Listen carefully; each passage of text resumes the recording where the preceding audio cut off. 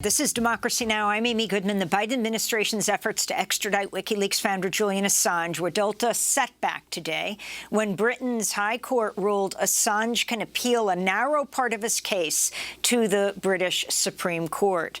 Assange faces espionage charges and up to 175 years in prison in the U.S. for publishing evidence of U.S. war crimes in Iraq and Afghanistan. He has spent over 1,000 days locked up in the Belmarsh high-security prison in London. Before that, over 7 years in the Ecuadorian embassy in London, where he'd been granted political asylum. We're joined now by Julian Assange's fiancée, Stella Moris. Stella, it's great to have you back. Can you talk about the Supreme Court ruling that just came down, or rather the court ruling that just came down? Well, the High Court had reversed an earlier decision by the lower court, which had blocked extradition to the United States.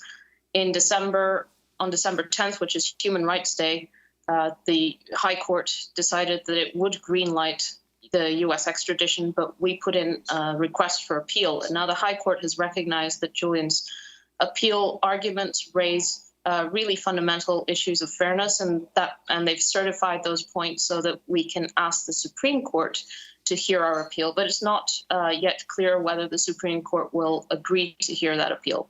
So how does this work? Well, the Supreme Court will now take potentially months to decide whether it will hear our arguments. But even if it doesn't hear our arguments, we still have the possibility to appeal all the other issues, all the other press freedom issues, the arguments that this is a politically driven, politically motivated prosecution, a persecution that is using the courts to further the political persecution against a publisher for doing his work, for having published evidence of that of the U.S. crimes.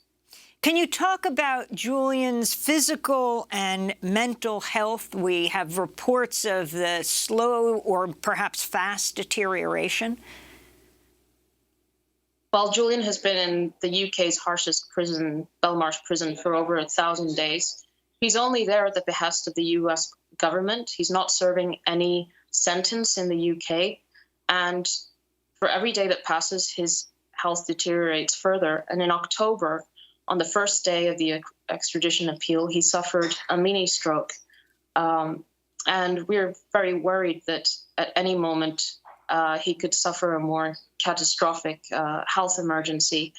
Mini strokes, as everyone knows, can be a precursor for much worse health complications.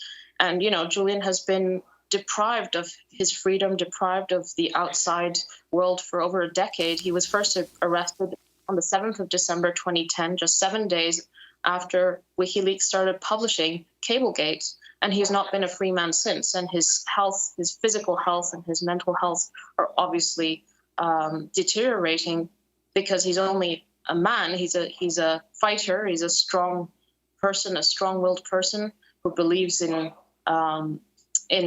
the work that he's done, and he's aware that this is a fight that against a monumental injustice. But there's only so much a man can take. Stella, since we've spoken, you had applied to be married, the two of you. The prison forbade that and then reversed their decision.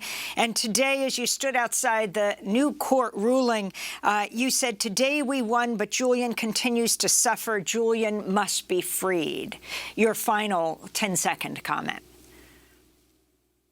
Well, Julian, for every win that we get, Julian's situation doesn't seem to change. And this is punishment through process. And it has to end. The Biden administration should just drop this. We shouldn't have to be taking it through the UK justice system, because this is a political prosecution that was initiated by the Trump administration, and it is causing ongoing harm